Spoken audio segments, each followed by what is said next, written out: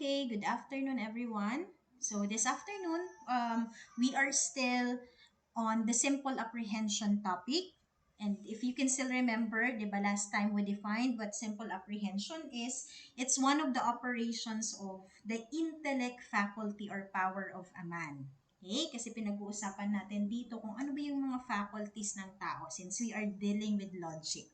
So, balikan lang natin kung ano ba yung definition ng simple apprehension. Okay? So, I hope you can still remember this and na naiintindihan nyo kung ano yung ibig sabihin ng simple apprehension. So, simple apprehension is the act of the intellect by which the intellect grasps or apprehends the essence of an entity or reality. Okay? Last time, I gave you an example. Yung car, di ba, na pinakita ko yung image sa inyo sa screen and you were able to describe the properties of the car, the color, and then siguro yung unit, yung design, yung model. Okay? So you were able to identify those things kasi gumagana yung isip nyo. Okay? And sabi natin, when we say simple apprehension, yun yung capacity natin or yun yung kakayahan natin bilang tao para i-grasp or i-apprehend yung essence ng isang bagay, entity, or reality. Okay? So, tingnan natin dito. You should always remember this kasi dito lang po iikot yung discussion natin sa logic. Diba? Itong table na to. So, sabi natin, man is composed of body and soul. And since he is composed of body and soul, meron tayong iba't ibang faculties or powers na tayo lang ang meron. Okay? So, for the faculties and powers, we have three. We have the memory, we have the intellect, and the will. Okay? So, the memory is in charge for remembering. Diba? Naiintindihan naman natin to lahat. Diba? So, we remember things because of our memory. Okay? And then we have the intellect. Okay? For the intellect, meron itong tatlong basic operations. Okay? So we have the simple apprehension na dinidiscuss natin ngayon, the judgment, and the reasoning. Okay? So we will be focusing on these three kasi ito yung pinaka-highlight ng discussion sa logic. And then, the other faculty or power that we have is yung tinatawag nating will. Okay? So its operation is for choosing. Diba? We have the freedom and we have the liberty to choose because of our will. And tayo lang yung meron nun. Okay? Tayong mga tao lang. So, balikan natin itong sinasabi kong intellect, kasi ito yung focus natin. So, last time, we already defined what simple apprehension is. Okay? And then, yung product ng simple apprehension is what we call the idea or what we had discussed last time na tinatawag nating concepts. Okay? And then, yung expression niya is term. So, yan yung mga products na kailangan nating intindihin when regards or when it comes to simple apprehension. Okay? The product of simple apprehension is idea, yun yung napuproduce sa isip natin ng mga images, di ba? Yung mga exercises natin last time wherein you were able to identify the different things. Okay? Yung mga bagay na familiar tayo and yung mga bagay na nakikita natin, we are able to describe them because we have the concepts in mind. Okay? So now, what we are going to do is to focus our discussion on the expression of simple apprehension, which is term. Okay? So, ayan yung ating i-discuss this afternoon. So, terms, ano ba yung terms? Sabi dito, concepts or yung ideas na sinasabi natin last time are communicated by words. Okay? Words constitute our speech. Kumbaga, dito natin makikita yung process on how our mind operates. Kung paano pinaprocess ng isip natin yung mga gusto nating sabihin because of the concepts that we are able to form. Diba? Sa mind natin. Okay? So, last time, nung nakita nyo yung picture ng car, naisip nyo kaagad kung ano yung tawag doon, anong color siya, based from what you see. Okay? And then, I ask you, ano ba yung nakikita nyo dyan sa screen? Then sabi nyo, it's a car, it's color red. Okay? So, you've used words and you were able to describe even the functions of the car. So, words constitute our speech. Okay? So, ibig sabihin, yung image na nabubuo sa isip nyo, you are able to communicate it through the use of words. Okay? So, meron tayong kakayahang magsalita. And yung nilalabas sa bibig natin, yun yung words na tinatawag. Then we are able to tell a story, to tell different narratives through the use of words that constitute our speech. Okay? So in short, meron tayong kakayahang magsalita. And we are using words, okay, to communicate with people or to communicate our idea and the concepts that we have in mind. Okay? So terms or term is derived from the Latin word terminum. Okay? Galing siya sa Latin word na terminum, which literally means boundary. Okay? So it is the last element into which a proposition may be resolved, namely the person's spoken and written words. Okay? So madali lang intindihin, di ba?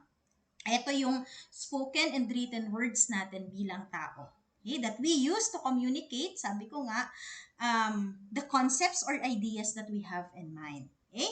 So lahat naman tayo merong kakayahang magsalita, except na lang dun sa mga tao na they don't have the capacity of speaking. Kasi di ba merong mga deaf and mute people. Okay? So yan. A term is a sensible conventional sign of concept. Okay? So, it's sensible and it's a conventional sign of concept. Kasi last time, pinag-usapan lang natin yung ideas or concepts. So, yung ideas and concepts, hindi pwede na mag-remain lang siya sa utak natin. Okay? Kailangan ma-communicate natin, ma-describe natin kung ano yung nakikita natin through the use of words or what we call terms. Okay? So, what are the characteristics of term? Ano ba yung mga characteristics ng term? Okay? So, una, a term is sensible. Okay? So, a term is sensible because being material, it is perceptible to the senses. Okay? So, example, our sense of hearing or sight. Naiintindihan natin yung mga bagay-bagay, yung naiisip natin because it is perceptible to the senses. Okay? Ibig sabihin, naririnig natin and then naiintindihan natin. We communicate through spoken words or pwede ding sa pagsusulat, di ba? We are able to describe a certain thing by speaking, by describing it through spoken words, or pwede din namang isulat natin. Okay? Either of the two or either way, still gumagamit tayo ng terms or words.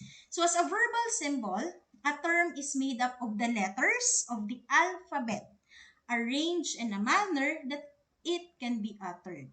Okay? So yung mga words natin, or yung term na sinasabi, it's made up of the letters of the alphabet. Diba? Even your name. Okay? So, it's made up of the letters of the alphabet and it is arranged daw in a manner that it can be uttered. Diba? Nababasa natin. Okay? Like, for example, nakakita ka ng libro na color blue. Okay? So, napiperceive mo siya through your mind. Nagkakaroon ka ng idea. Yung concept andyan sa'yo na alam mong libro yon na color blue. Okay? And then, there's a person who asks you kung ano yung nakikita mo. So, pwedeng sabihin mo na isang librong color blue. That's a spoken word or term. Or, you can also write it. Diba? A blue book. Okay? And yung terms or yung words na ginamit mo, of course, it's obviously made up of the letters of the alphabet. Okay? In fact, you can spell it. So, ibig sabihin, yun yung use ng alphabet, di ba? Para i-arrange siya in a manner na pwede natin siyang basahin and by that, pwede nating maintindihan. So, it's sensible, especially to our sense of hearing or sight. Okay, naririnig natin, naiintindihan natin, nababasa natin yung words, and mas naiintindihan natin. Okay? So, a term is sensible. Next, a term is conventional. Okay? So, a term is conventional because it is a sort of name or label coined by men and its usage depends upon convention or tradition. Okay? For this reason, terms are not constant or unchanging like the concepts they represent. Some terms are rendered obsolete and are dropped as they are no longer fashionable.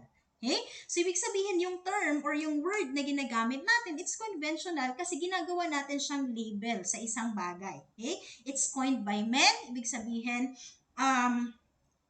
tayo yung nag-coin ng mga labels. Like, for example, ano bang tawag sa ginagamit nating gadget? So, laptop, diba? So, it's coined by men. being used to describe a particular thing.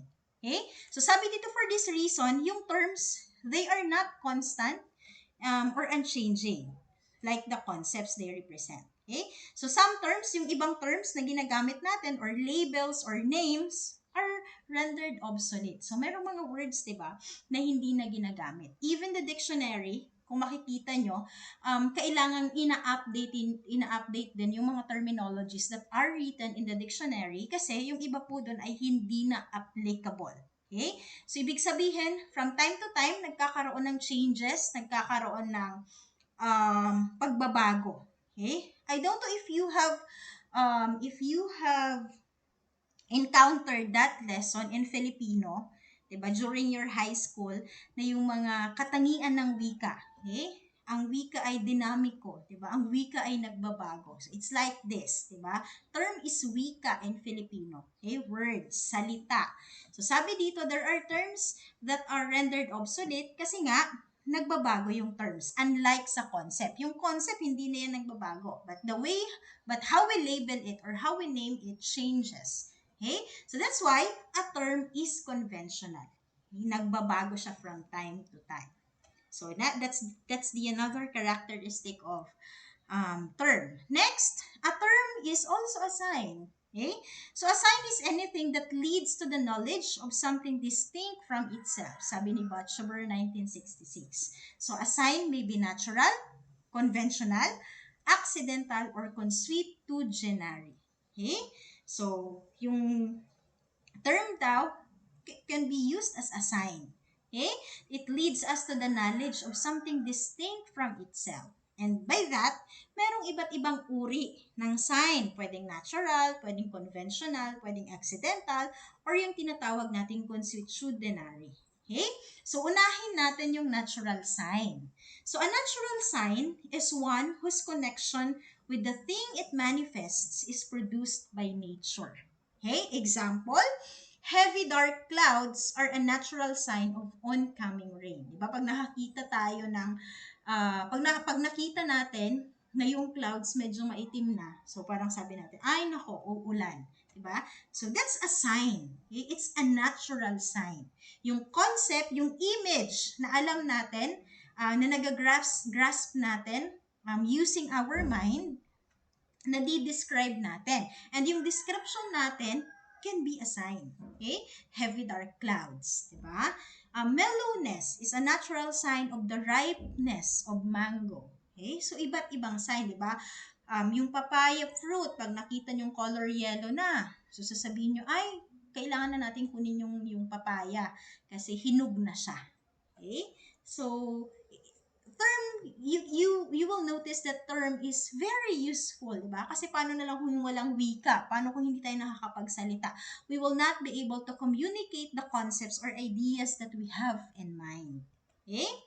Ano pa ba? What are other examples that that will fall under this?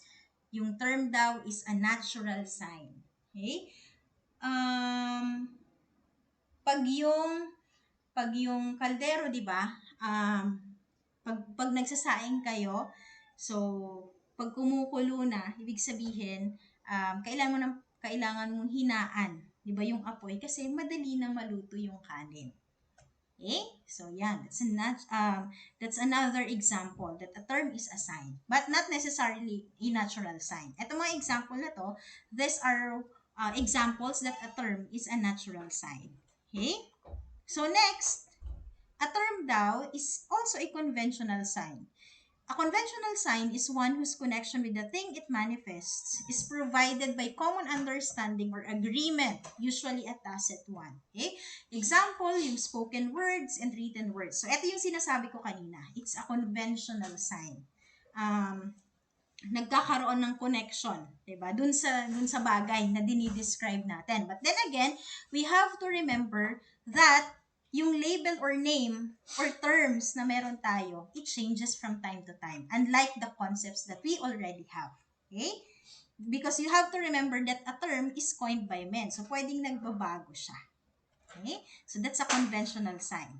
Next, we have an accidental sign. So, a term daw is an accidental sign. An accidental sign may be a thing, a place, or a person that is closely associated with the past experiences. Okay, like for example, a ring or yung singsing may signify one's former sweetheart. Okay? The Rizal Park or yung luneta may signify one's unforgettable moment with someone 10 years ago. Okay? So this is another proof na nagagamit natin yung term, nagagamit natin yung words in order for us to reminisce something. Okay? Like for example, yung mga bagay-bagay na merong sentimental value sa inyo, you are able to remember a particular incident because of that particular thing. Okay? So halimbawa, ang panyo, alam nyo, merong significance sa inyo and may naaalala kayong isang tao just because of that. Okay? So it's an accidental sign. So yan. So next is a term is also a consuetugenary sign. Okay? It is one in which it represents a thing because of usage without being imposed by any public authority. Okay? Example, a tablecloth on a table is a sign that dinner or meal is about to be served. So, kahit wala naman talaga sa ating nagsasabi, na di ba pag merong tablecloth na nilagyan na ng tablecloth, yung mesa, so parang alam na natin, it's a common knowledge na, ay nako, magsisimula na yung kainan. The food will be served sooner. Diba? Kasi nilagyan na ng tablecloth. Okay? So, it's an example of a consuetudinary sign. Okay? It represents a thing because of usage. Okay? Without being imposed by any public authority. So, that is under the characteristic that describes that a term is a sign. Pwede siyang consuetudinary, pwedeng accidental, pwedeng conventional, or pwedeng natural sign. Okay? Now, there are types of terms. Okay? But before that, I just like to emphasize na dito, di ba, pinakita lang sa atin kung ano yung mga iba't ibang properties or characteristics ng term or wika or salita. Di ba? And in our everyday lives, nakikita natin this is very much applicable, 'di ba? We speak words, we communicate with others, and unconsciously nagagamit natin yung mga terms that will fall under these properties. Pwedeng accidental sign, nagkukwento ka sa kaibigan mo, and then suddenly you mention na meron sa yung significance yung ganitong bagay kasi naalala mo si ganito. So that's already an accidental sign. Yeah? And so on and so forth. Okay? So now, let's move on to the types of terms. Okay? For the types of terms, katulad din ito ng concept or idea that we discussed last time. So there are two types. We have according to comprehension and according to extension. Okay? So, tingnan natin yung bawat isa, kung ano ba tong according to extension and according to comprehension. Okay? So, according to comprehension, sabi natin, when we say comprehension, yun yung kahulugan. Okay? It's the meaning of a particular concept or idea. Okay? For the comprehension, we have also different types. Okay? So, iba't iba din yung types ng terms under the comprehension. Okay? So, we have, tingnan natin dito, we have univocal, equivocal, and what we call the analogous term. Okay? So, sabi dito, terms are classified into three, and these are the three classifications of terms according to meaning or comprehension. So, number one, we have univocal term. So, it's a term having one and the same meaning. Okay? Ibig sabihin, ito yung mga words na isa lang talaga yung meaning, walang iba. Okay? You can be able to define this and the definition is exact. Okay? Eksakto. Walang ibang meaning na pwede kang maibigay kundi yun lang. So, these are the terms that are having one and the same meaning. So, example, di ba? Photosynthesis. When you define photosynthesis, alam mo na yun yung process of making food ng mga plants. Di ba? So, wala namang ibang pwedeng maging meaning yon. So, when we say photosynthesis, that's photosynthesis. Okay? We have anthropology. Ano ba yung anthropology? Okay? It's a science that deals with the blah, blah, blah. Alam mong yun, anthropology. We have atom, okay? Typewriter, girl, automobile, cellular phone, and other terms which you know na isa lang talaga yung meaning nila. Okay? Another example, when used for sentences, halimbawa, sabi dito, horses are animals. Okay? So, alam mo na yung horse na tinutukoy doon ay yung kabayo na hayop. Okay? Horses are animals. Pigs are animals. So, walang iba. Ibig sabihin, eksakto at iisa lang yung meaning. Kaya nga siya univocal term. Okay? So there are lots of words which you can give as examples under univocal term. Okay? Pwedeng yung mga terms like in science, di ba? Science, alam mo naman kung ano yung definition nun. Scientific method. Okay? So a lot of terms na isa lang talaga yung meaning. Okay? So yan, that's univocal term. Next, we have equivocal term. Okay? Equivocal term are terms uh, that are having two or several unrelated meanings. So, ito namang equivocal. Kaya siya equivocal kasi these are the terms na pwedeng dalawa or madami pa yung meanings, yung pinapakahulugan. Pero, yung meanings na yon are unrelated. Okay? So, madali lang to. Example, pag sinabi nating picture, 'di ba? Picture, pwedeng baseball player, or pwede ding jar, or pwedeng water container. So, this is an equivocal term kasi there are two or several unrelated meanings under this particular term. Okay? So only terms can be equivocal. There are no equivocal concepts because they represent essence. So yung terms lang ang pwede nating i-consider na equivocal. But for concepts, they cannot be equivocal because they represent essence, 'di ba? Kung ano yung gamit. Okay? So, yan, picture. Ano pa ba? What are other examples which you can consider as equivocal? Pwede namang yung word na foot, 'di ba? F-O-O-T. Pwedeng it refers to measurement, 'di ba? 1 foot long. Or pwede namang yung paa mo. Okay? So this is an equivocal term. So I hope you are able to understand the difference between univocal and equivocal. Again, sa univocal, walang ibang meaning. Yun na yun. Okay? But for equivocal, there is only one word but it has two or more unrelated meanings. Okay? So that's for equivocal. And then, pwede din na in terms of pronunciation. Okay? Like for example, yung sun, S-U-N, and son, S-O-N. Diba? So, you can only spot the difference in meaning by looking at the spelling. Okay? Pwedeng sabihin mo, the sun shines every morning. So, pag ganyan po yung sentence, you can automatically identify that the sun that the person is referring to ay yung araw. Diba?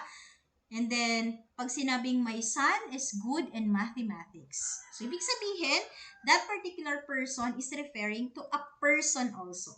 Okay? Son, S-O-N. So, in terms of pronunciation, pareha sila, but these two words have different meanings. Okay? Next is meat and meat. Meat as in M-E-E-T and meat spelled as M-E-A-T, karne. Diba? Meat, halimbawa, the boy meets his mother. Okay? So, yan. And another, the boy buys meat from the market. Okay? So, magkaiba po yung meaning niyan. And of course, kailangan alam niyo yung spelling. Diba? So, another example is yung sweet, S-W-E-E-T, and sweet, S-U-I-T-E. Suite, S-U-I-T-E refers to a room in a hotel. Diba? Deluxe suite. We will stay in a deluxe suite for 2 days. Okay? But yung suite na S-W-E-E-T, pwedeng sabihin mo na I just ate a sweet banana yesterday. Okay? So, in pronunciation, pwede magkaiba. And aside from pronunciation, pwede din na in writing only, they are different. Like for example, yung dove, a bird, and past tense of dive. Diba? D-O-V-E, pwedeng it refers to dove or ibon, diba? Isang uri siya ng ibon. Or pwede naman po na past tense siya ng word na dive. Okay? So, yan yung mga equivocal terms. And we usually encounter that, diba? When you write an essay or when you read a book, so you encounter these terms na um, magkaparehas ng spelling, magkaparehas ng pronunciation, pero magkaibang meaning. Pwede magkaparehas ng pronunciation, magkaiba yung spelling. Or pwedeng magkaiba ng meaning, pero parehas po yung kanilang pronunciation at spelling. Okay? So these are what we call the equivocal term. Okay?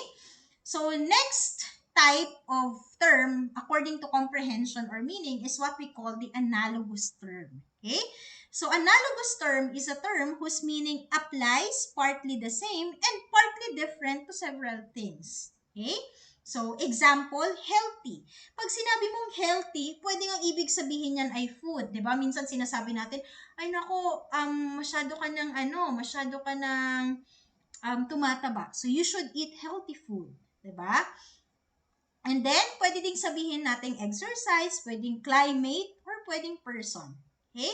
So, ibig sabihin, these are the terms na magkaparehas po yung pronunciation, yung spelling, and it applies partly the same and partly different sa magkaibang bagay. Okay? Another example is friend. Pag sinabi mong friend, pwedeng companion, pwedeng acquaintance, a person, pwedeng dog, or it could be a book, depending on how you use it in a sentence. Okay? So, that's analogous term. So, pwede din natin sabihin na the wood is hard. Di ba matigas yung kahoy? Pwede mo din namang sabihin the examination is hard. Di ba? So, ibig sabihin ng hard na word dito ay mahirap or it's synonymous to the word difficult. Okay? So, these terms are what we call analogous term. Okay? So, we usually encounter this term also. And depende sa gamit natin. Maiintindihan natin yung ibig sabihin ng sentence na yun depending on how they are being used in a sentence. Okay? When we say the wood is hard, ibig sabihin natin yung hard doon, it refers to the texture. Diba? What do you call that? Matigas. But when we say the examination is hard, yung hard doon na word, it means difficult or mahirap. Okay? So, those are the different terms under comprehension. Okay? So, yan. Next, we have terms under extension. Okay? So, ano ba yung mga iba't ibang terms under the extension part? Okay? Or cluster. So, we have singular term, we have universal, we have particular, and we have indefinite. Kanina kasi, pinag-usapan natin, depende sa meaning ng bagay or ng concepts or ng words. Ano ba yung iba't iba nilang classification? Now, titingnan naman natin kung ano ba yung iba't ibang uri ng terms according to extension. Okay? And according to extension, there are 4 kinds of terms. Okay? So, let's begin with the singular term. So, this is somehow related to your basic in English class. Kasi pag-uusapan natin kung ano ba yung mga identifiers, paano natin masasabing singular yung word na yon.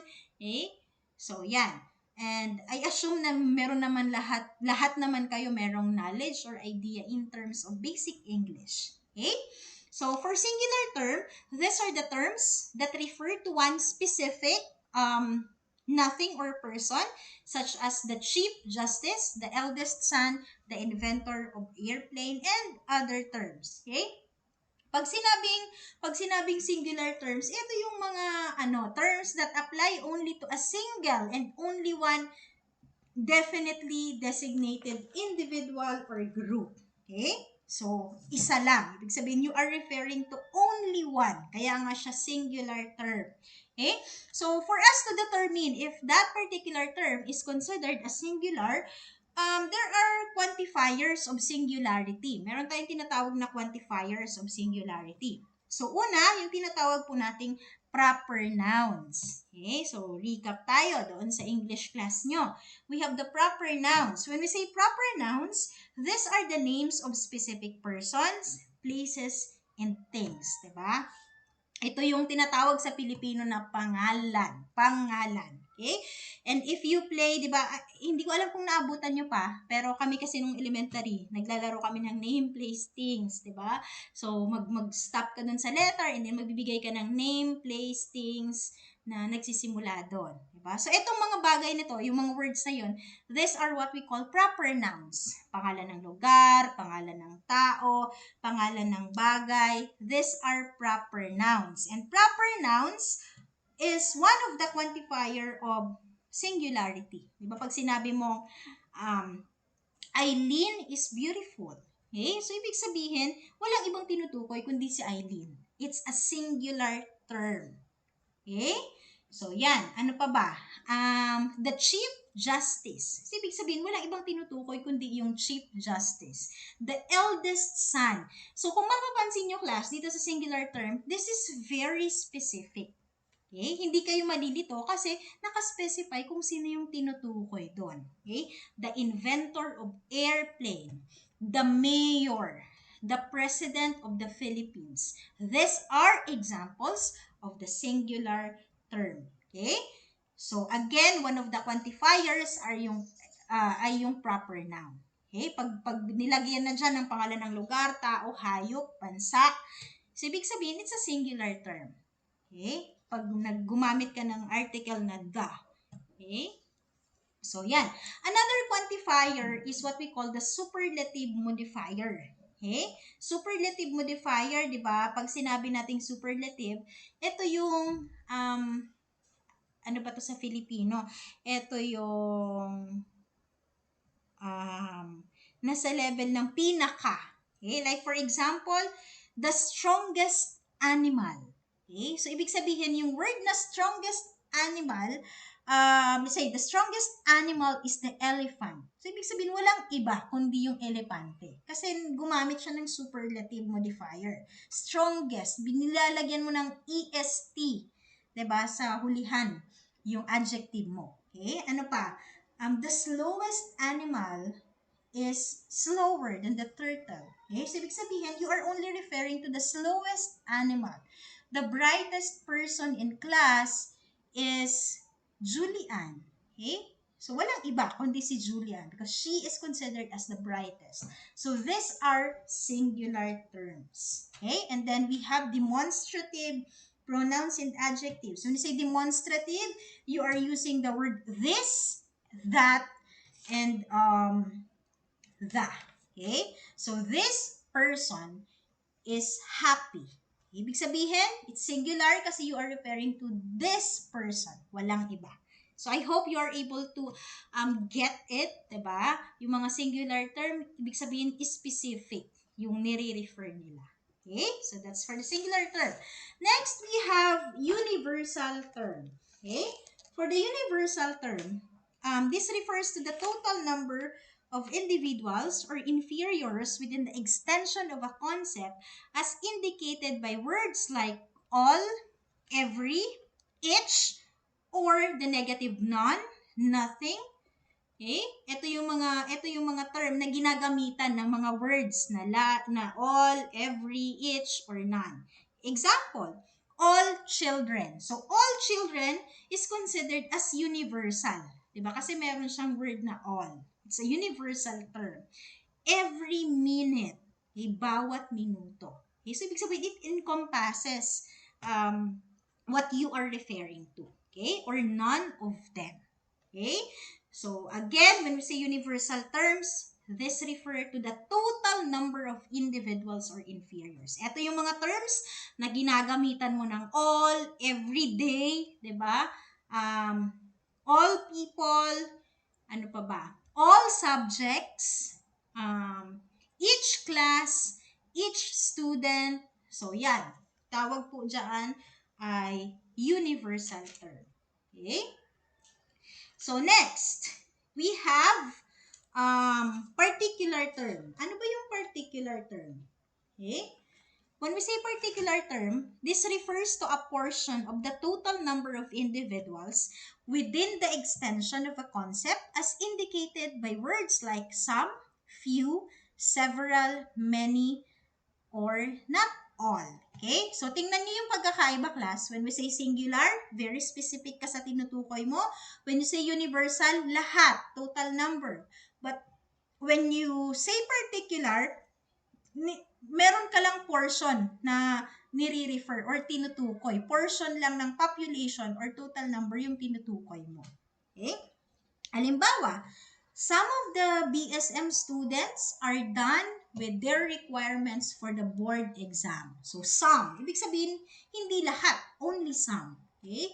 Few of the students from this class attend online classes. So, ibig sabihin, hindi pa din lahat. Only few. Konti lang.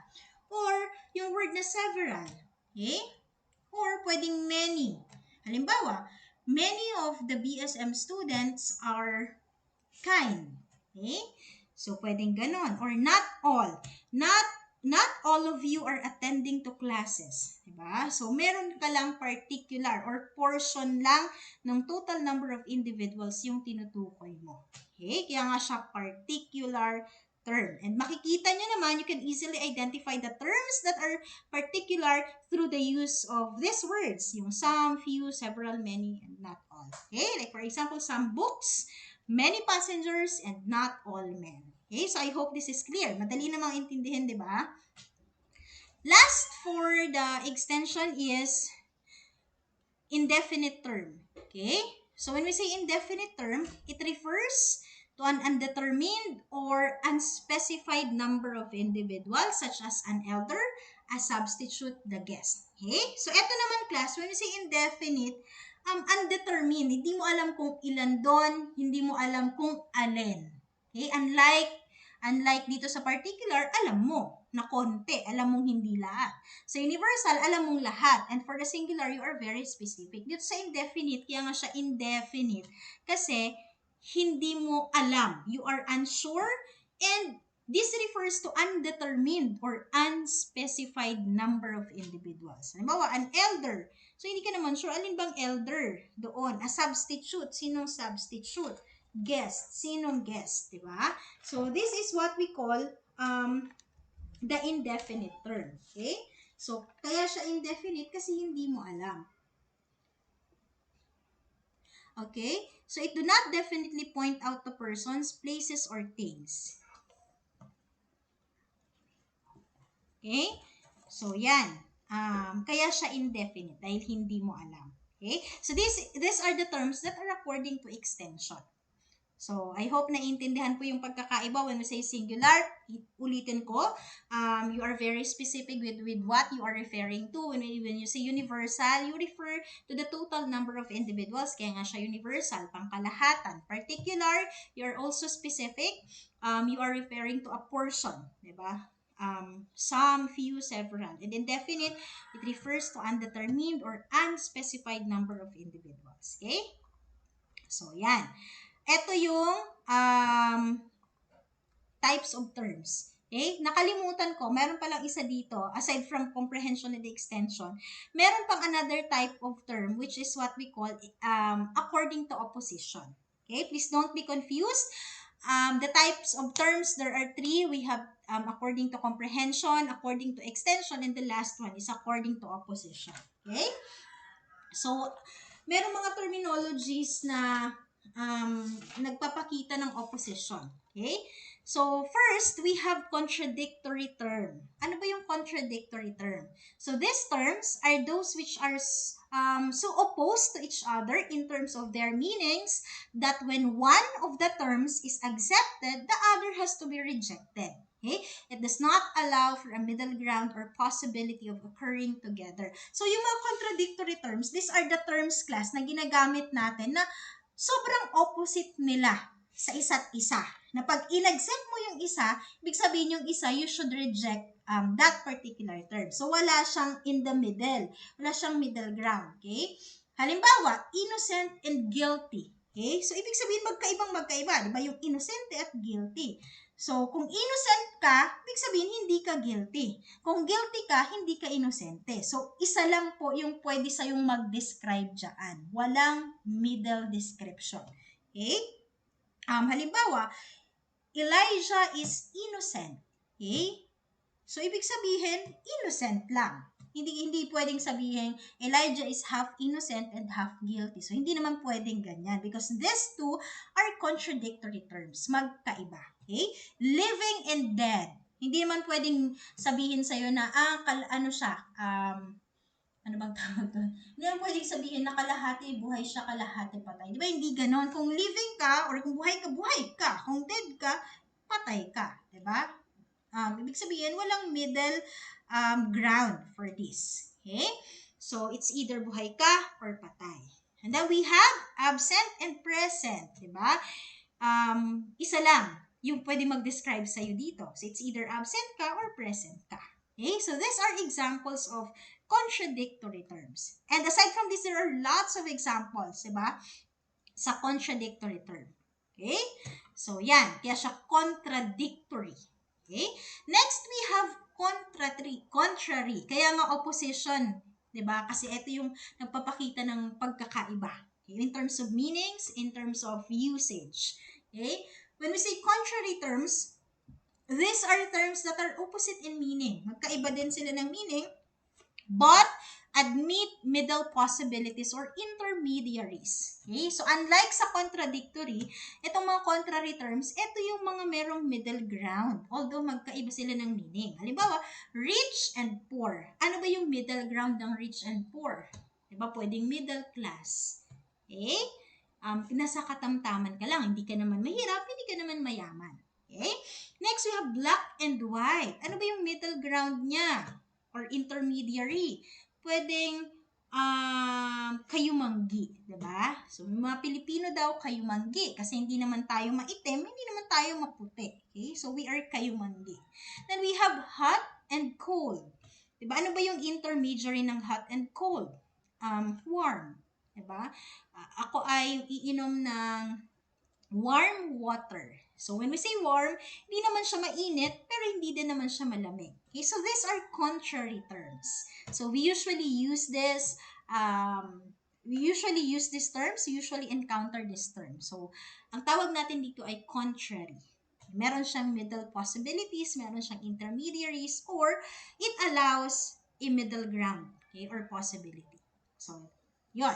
And then we have paradoxical terms. When we say paradoxical terms, these are terms that seem to be contradictory, parang contradictory sila sa isa't isa, but they are actually combinable or reconcilable. Pwede palang pagsamahin, diba? To describe something. Okay? Example, bitter-sweet, diba? When you say bitter, it's mapait. When you say sweet, it's matamis. So, magkaiba sila. They are contradictory. Pero, pag sinama mo sila, pag pinag-combine mo yung dalawang words na to, they will be forming another meaning. Like, for example, it's a bittersweet experience for me to pass in the board exam. Diba? So, bittersweet experience, parang naghahalong malungkot at masayang experience sa akin na pumasa ako sa board exam kasi yung iba kong klase hindi nakapasa. So, medyo malungkot ako sa part na yun. Pero, still, it's a sweet experience kasi napagtagumpayan ko yung exam. So, it's a bittersweet experience. Okay? That's a paradoxical term. Then, we have heartless heart. Diba? Yung mga paradoxical terms, ang ganda-ganda, these are the terms na ang ganda-gandang pakinggan at ang ganda-gandang sabihin. Kasi, it produces another meaning, diba? Aside from its original meaning. So, you can use it in telling a narrative, okay, in describing something that happened to you. So, yung mga paradoxical terms, usually doon ginagamit. And we have heartless heart, diba? Heartless heart. Okay? So, and other examples, diba? So, madaming paradoxical terms ang pwede nating ma-encounter. Okay? So, ano pa ba? Ano pa bang example ng mga paradoxical terms? na pwede nyong ibigay aside from bittersweet, heartless heart? How about usefulness of the useless? Diba? Kapakinabangan ng walang pakinabang. Okay? Usefulness of the useless. Heartless heart, walang pusong-puso. Okay? So, kalimitan nito, ginagamit sa mga spoken word poetry. Kung mahilig kayong makinig. Okay? So, yun yung iba't iba pong terms according to opposition. Okay? So, balikan lang natin, just to wrap it up, para maintindihan nyo kung ano ba yung relationship ng mga pinagsasasabihin natin ito dito sa discussion natin sa logic. Okay? To wrap it up, sabi natin, we are still in the simple apprehension topic. So, yun yung kung paano pinaprocess ng mind natin, yung nakikita natin, yung gusto nating i-communicate. And then, last time we discussed about ideas or concepts, yun yung nabubuong image, nagagrasp na image sa isip natin. Okay? And we can communicate that through the use of terms. Okay? Terms or salita, wika. And yung wika, yung terms or words na sinasabi natin, they are composed of letters of the alphabet which you can read or write. Okay? So concepts, they are communicated by words or wika, and words constitute our speech. And then, iba't ibang properties ng wika or term, ito yon. And then, we discussed the types of terms, iba't ibang uri ng term according to comprehension, extension, and the other one is according to opposition. So, for comprehension, sabi natin merong mga terms that are univocal. Ito yung isa lang talaga yung meaning, kaya nga siya univocal. We have equivocal terms. These are terms that are having two or several unrelated meanings, di ba? Pwedeng parehas ng spelling pero magkaibang meaning, parehas ng pronunciation pero magkaibang meaning. Depende sa kung ano yung ginagamitan mo. These are equivocal.